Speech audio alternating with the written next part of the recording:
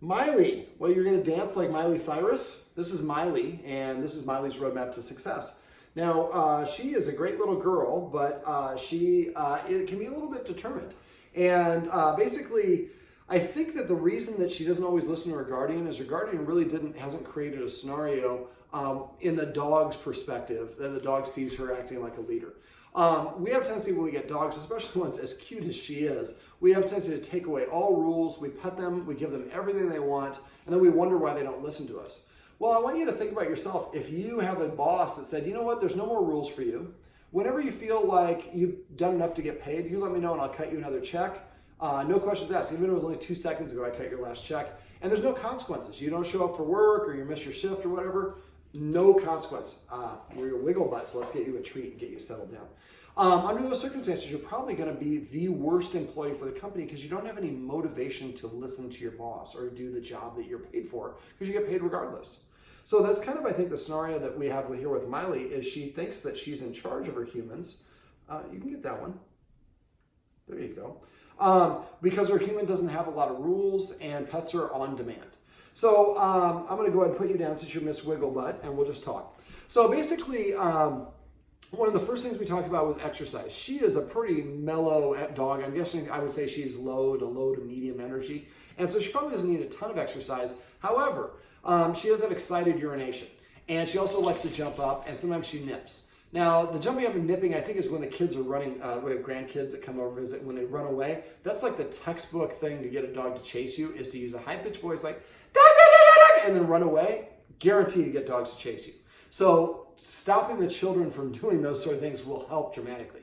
But also exercising her before the kids come over can be a great way to put her in a position to succeed. So I went over some creative ways of exercising. That's passive training. We're going to get to that in a minute.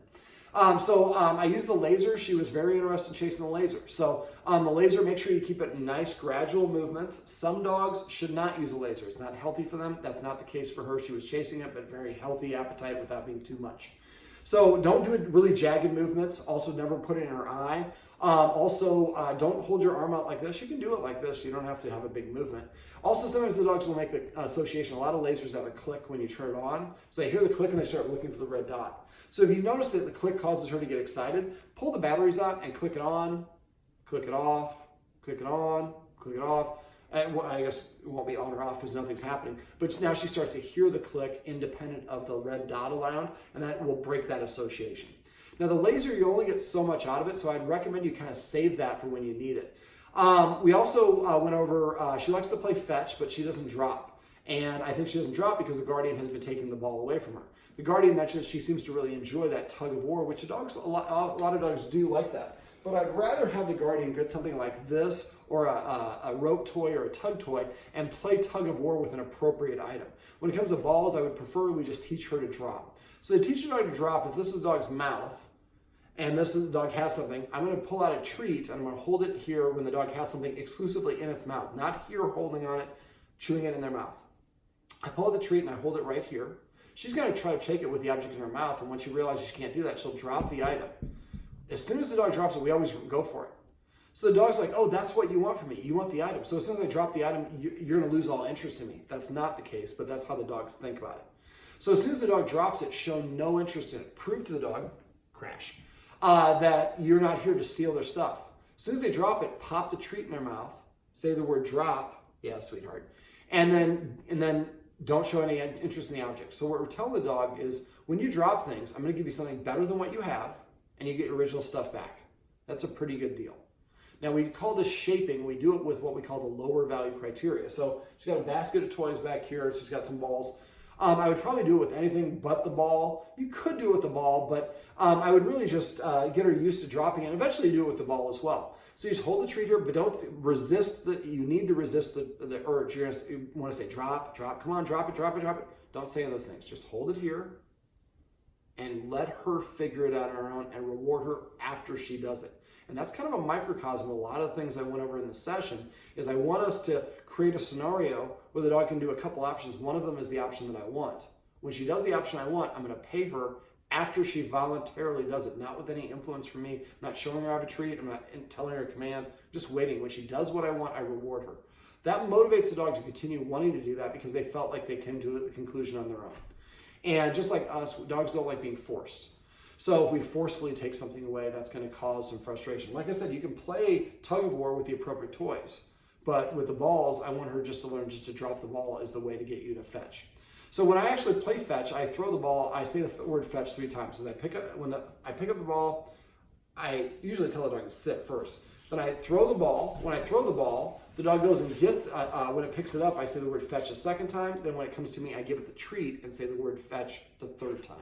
So when I throw it, I say fetch. When the dog picks it up, I say fetch. When I give the treat, then I say fetch. I don't say drop. Oh, I left the gate open. Okay. Well, Sarah's down there. Oh, okay. So we have a family member here. So basically the dog is kind of cordoned off because of like you can chew some carpet. So basically the idea is to teach the dog to just want to voluntarily do whatever it is. We did a little exercise with the yard.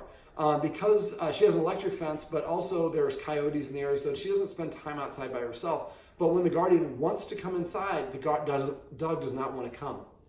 A lot of times, the only time we call our dog represents the end of fun. The dog's having a great time yelling at the squirrel. Mom asks the dog to come, and the dog's like, no, I'm not going to listen to you, because when I listen to you, we go inside and I can't yell at the squirrel anymore. So I'm just going to ignore you. I'm faster than you are. I'm going to stay over here, and the good times continue to run. Speaking of run, oh, there's a runner right here. Oh, who's a good runner? Come. So this is passive training. So she came in on her own. I petted her. You wouldn't necessarily have to pick her up. But when she comes to you, I want you just to pet her and say, come. What we did in the yard is I went out in the yard with the guardian out there. Now, she kind of follows the guardian around in the yard. And we waited for the dog to lose interest, and I had the guardian give her a couple treats. I just had her wait there and not show the dog I have a treat, not say come, just wait. And when Miley came on her own, she gave her the treat and said, come, and then she went inside and left the dog outside.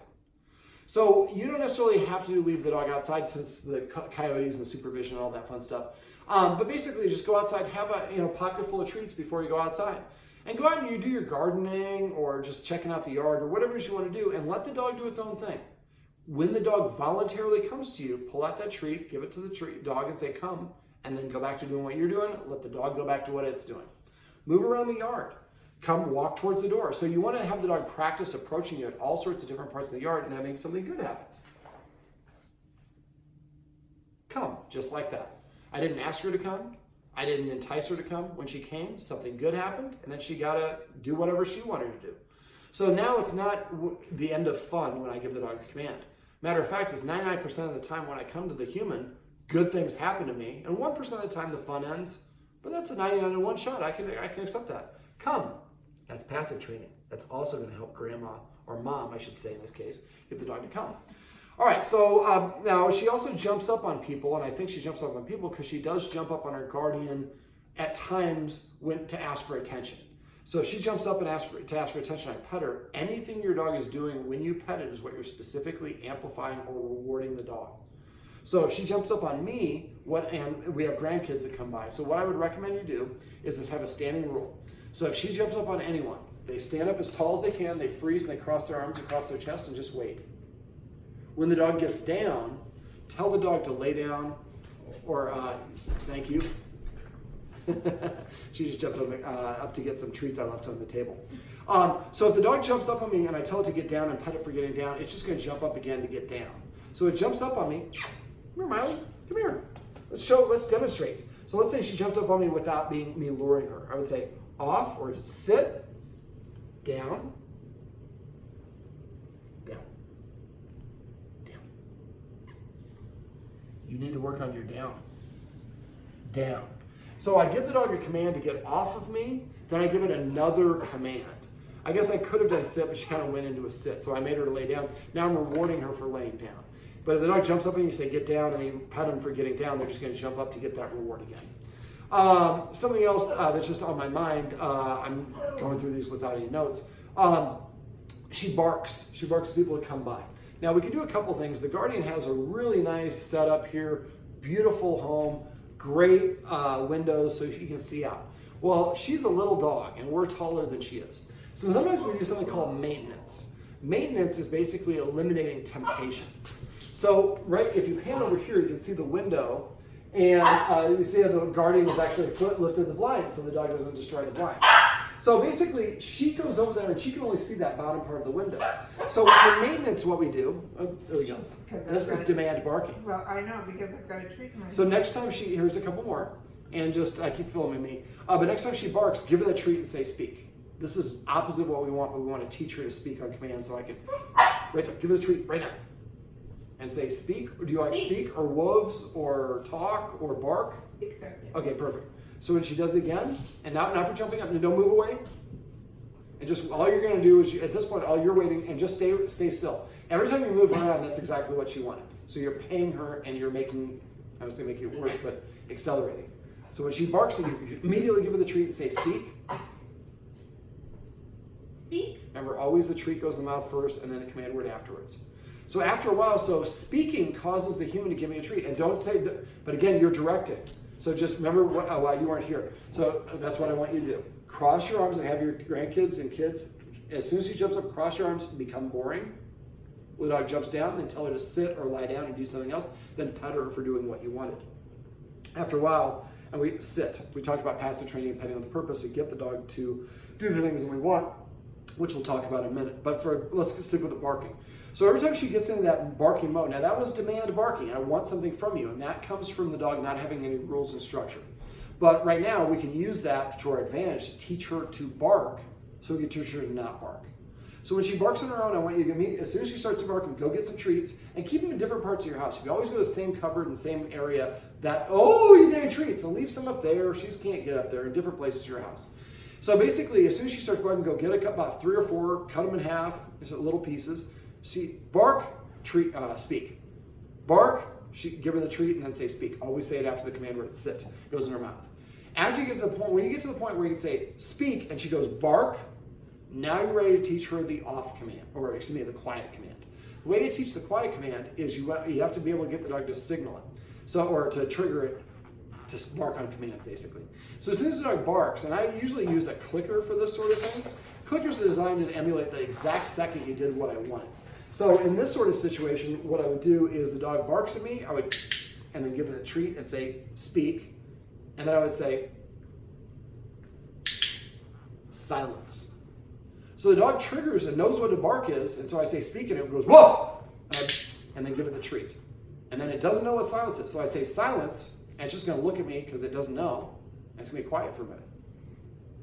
I click for the silence, then I give the dog the treat. The clickers indicate, like I said, the precise second the dog does what you want.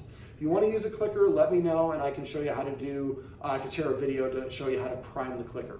But a clicker is really helpful for quick twitch dogs or more complicated commands. It just accelerates and makes learning a little bit easier when you're training dogs. So now what we're going to do is, we can say speak, the dog goes bark, treat, and after a while, you don't actually have to click for that. You just say speak, the dog barks, then you say silence, 1, 2. Silence. Then speak, bark, silence, or then I say what, whoops, no, let me do that again. Dog speaks on command. I say speak, the dog barks. I say silence, wait 1 second, and then I click and give the dog a treat and say quiet or silence or whatever the word is. After the dog, I can do that, after that maybe 5 or 10 times, and this is not necessarily in one sitting. Then the dog speaks, I say speak, the dog barks, and I say silence, 1, 2 seconds before I give the dog the treat. And I would click at the end of the 2 seconds. So at first 1 second, silence. Then next time, whenever I get to 2 seconds, 1, 2, silence. Then 1, 2, 3, silence. So we're elongating that silent period. Now at first the dog doesn't know what silence is. It's just going to sit there and look at us. But after a while, through enough repetition, silence means just be quiet here. So now we've taught on, now we've also taught off. So when the dog starts barking, we say silence, the dog knows what we want. However, if the dog does not feel that you are a leader, listening to you is optional. So one of the first things we went over after exercise, after the exercise, remember the other things we could do is we could throw the treats up and down the stairs. I count each down up as 1 and come up with a funny word. So every time she goes to the bottom of the stairs, she hears the word Brazil, and every time she comes to the top of the stairs, she hears the word Kilimanjaro, or whatever, that's be too long. But one-word commands, and funny commands whenever possible. And so go up and down until she says, you're crazy, I've been down there 28 times, I'm not going down there anymore, it's not worth it. Now you know what her maximum number is. You want to exercise her about 50 to 75% of that maximum number. She also likes to play fetch, and like I said, if you can get her to drop, you should be able to play fetch as a game. And the idea with exercise is to get her exercise every 2 to 4 hours sprinkled throughout the day. 5 minutes of throwing the treats up and down the stairs is equivalent to like a 20 or 30-minute walk. Same thing with 5 minutes playing fetch, chasing a laser. These are all pursuit games is what I call them, but the dog's really moving quickly. So it's a better, more efficient workout. So if we're gonna have guests or people come over, exercising her ahead of time does a couple things. First of all, dogs are prone to want to release the contents of the bladder about 15 minutes after the start of heavy playtime. So if somebody calls and said, hey, I'm in the neighborhood, I'm going to come by, I'll be there in a half an hour, you look at the clock, you're like, okay, it's 5 o'clock. Okay, so what we'll do is I'll do the stairs for 5 minutes, or I'll go outside and play fetch or whatever it is. Or let's say we play fetch for 5 minutes and we go outside and hang outside for about 10 minutes, she probably is going to eliminate. Now, when she eliminates, she's going to reduce a lot of the volume of her bladder, so it means the muscles don't have to work as hard to keep that the bladder channel closed. Also, we exercise the dog, so it doesn't have that top level of energy to spaz out on people. And then if we watch the video above, we're going to wait at the door, outside the door, before we come in, for the dog to achieve a calm and balanced state of mind. So if you use this trifecta of things, when the guests come in, she doesn't have as much volume, she's already pretty settled down, and she's already tired. The chances of her jumping up, being more boisterous, or having accidents are going to be greatly reduced. Excited dog. Yes. All right. Now, we also talked about, let's talk about the rules real quick. So some of the rules that she's basically not been allowed in the furniture up until recently. I usually recommend that as my first rule. I usually recommend getting X mats, the letter X, M-A-T-S. There's these white plastic boards. You open them in half. It's little spikes on them. You can put them on the couch and on the chair. So if she's in this room by herself, she goes over there, she's not going to want to sit on them. And so they're about 11, 13 bucks a piece. You only need probably about 4 or 5 of them, maybe one for the ottoman as well. So now that kind of holds her off. And she has a dog bed. She likes going to the dog bed. And so that promotes her going there. But also she sees the humans are up here and I'm down here as a dog. So I don't have as much status as the humans do. And that helps separate the leader-follower dynamic as well. So at the end of that period of time, and these rules should be in place for a minimum of 66 days. So at the end of 66 days, or as long as the problem is going on, then I would invite the dog up. It's a one-time pass for good behavior. So I invite the dog up and it starts barking, it has to get down. Or I invite it up and goes to get a drink of water. When it comes back, we need another invite because it's my couch. I'm just generous enough to share it with the human, or with the dog, excuse me. So another rule would be the human should eat something before she feeds the dog. I have videos for this. I call this structured feeding. So what I would do is I put the food down and I block the way I was showing you by standing up in between the dog, me and the dog, keep my hips pointed at the dog. And once the dog stops trying to go around me, then I take 2 steps backwards. Left foot, right foot, pause. If she tries to come towards her food, I take a step forward and I hiss. Those are the escalating consequences is what I call those. The hiss, stand up, and march. So you're telling the dog when it tries to go to your food, you march towards it to say, nuh-uh. And you keep on doing this. And when the dog stops, keep your hips pointed at the dog. Don't let it go around you. And then don't let it push you back on the food. And then as soon as it stops, stands, sits, or lies down, take 2 steps backwards, pause for 1 second. The dog stays stationary, take another 2 steps backwards and pause between each step, every 2 steps. Pausing is a way of like saying, putting a period at the end of a sentence. So you're telling the dog, I'm communicating to you, I'm not just backing away. And once you eventually get back all the way past the food, so that there's nothing but air between the dog and the food, then you'd have a chip or a cracker or something you can eat in 5 or more bites. You eat it. If the dog tries to get up, you rush towards the dog. You enforce that boundary. Dog's not allowed to get within 7 feet of the food. You eat first. 5 bites of a chip or cracker or whatever you want. You can eat an actual meal, but at least 5 bites. And it can't be smoothie or coffee. They don't understand that as food. When you get done, then you go over and invite her to eat her food. And if she really processes to go around here, she might not even want to come and take it. You might have to over-encourage. Which takes your first bite of food, come up with a command word, grub, chow, lasagna, whatever words you want to use. So for 3 months, every time she takes her first bite of food, she hears the word lasagna. After a while, lasagna becomes a command word to eat.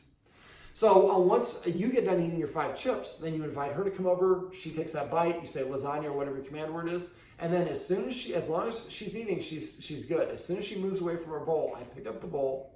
I dump all the remaining food out of the bowl into a plastic container. And yes, we're green. We talked about being green here. And then basically put the empty bowl back on the floor. It's important to put the bowl back down. At this point, the dog is done. It does not get another meal until the next feeding time, what's regularly scheduled. And some dogs will go a day or two without eating this way. That's okay. Ethically, we're okay because we're giving the dog the opportunity. It just has to eat in our structure. If it doesn't, then the food goes away, and eventually hunger becomes your ally. So don't cheat against giving the dog a little snack because it didn't eat. You're just cheating against yourself. Eventually, when you say eat, the dog eats right away. Eating is the most important activity for dogs. So if you have dominion over the food and you eat first and you keep the dog from eating the food while there's nothing but air between them and the bowl, those are great ways to help the dog see and respect you as an authority figure. Other rules, I make the dog sit before I let it out of the door. I go to the door and I say sit. In this case, we have a little different scenario because she's got a electric fence. So I go to the door and say sit. She's pretty good at doing that on her own. Then I reach for the collar. I'd probably transition keeping the collar by your door so that becomes part of your ritual. Right now it's kept here. So you reach for the collar. As soon as you reach, as soon as the dog gets up and starts wiggling, you pull back. She settles down. We reach again. If she doesn't sit, and you could say sit if she got up. No, don't repeat it. Say sit once. And remember, she has 3 seconds to sit. She sits within 3 seconds, and I pick up the collar and try to attach it. If at any point she gets up, I put it back, or I stop the process and I say sit. If she complies within that 3-second window, the process continues. If she doesn't, I put the collar up and I go sit down. And I wait 1 minute. After 1 minute, go back and I tell her to sit again and start the whole process. If she doesn't sit within 3 seconds the second time, I walk away for 2 minutes sitting down. Next time I sit down for 4 minutes, and then for 8 minutes. I keep double the length of time. In this scenario, I don't want to go outside, the dog does. So if you want something from me, yes, I'm used to getting what I want because I'm so cute, you got to do something to earn it. And after a while, she'll stay seated and she's going to be calm and she's going to understand what you want. And now this little ritual is a little training exercise that helps her develop a little bit more respect for you as an authority figure and practice listening better. All right, so also I wouldn't allow her within 7 feet of you when you're eating. The dining room table's here. She likes to sit underneath the table. I would not allow her there. If she hides under the chairs, I would move the chairs out to the side when you're eating, so it's easier for you to kind of create that boundary. And I have establishing an invisible boundary. For any of these videos, if you can't find any of them, please text me and I can send you a video on how to establish an invisible boundary. You can watch me do it with a different dog, but it helps you to do it. Also, I wouldn't allow the dog in the kitchen if we're preparing food. All right, let me see. We also went over passive training and petting with a purpose. That's passive training by saying come, because she came on her own. We'll talk about passive training. Passive training is just waiting for the dog to organically offer you the behavior you want voluntarily without any influence from you. We've done a lot of it in this session. So I'll do it right here as soon as she SITs. Sit. She jumped up on me. I didn't tell her no. I didn't shrug her off. I just became boring. But as soon as she sat down, I petted her and said this word, sit. Remember, try to put under the chin whenever possible. Keep that nose up, which is a proud dog by a mechanic. Guardian's just doing passive training right there. That's beautiful. That's exactly what you want. So you just really have to be observant. Every time the dog sits, pet it and say sit. Especially in her case, every time she comes to you, pet her and say the word come. Every time she takes a drink of water, say agua. Every time she takes a bite of food, come up with a command word that means to eat. Name all of her individual toys. Every time she brings you one of her toys, say the name of that individual toy. So the more that you recognize the dog when it does the things that you want, the more the dog's going to want to do it. Now, the dog is jumping up at the guardian, and the guardian's pointing down the floor, which I like and don't like. So when she jumps up, remember, the only thing we're going to do is become boring. So she jumps up, we cross our arms and look at the ceiling and freeze. And no matter how much the dog protests, we just ignore. And then as soon as the dog gets down on its own, that's when we would tell the dog to sit or lie down. So now the dog's up, she's going to wait. And as soon as the dog gets down, then she's going to tell it to SIT.